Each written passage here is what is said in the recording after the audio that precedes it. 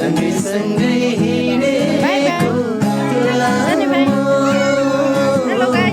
बाटै टुङ्गेको छैन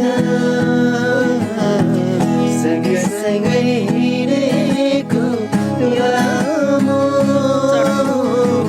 बाटै टुङ्गेको छैन सुरु हुन्छ अब यात्रा पर्खी बस म आउँदैछु सुरु हुन्छ अब यात्रा पर्खी बस म आउँदैछु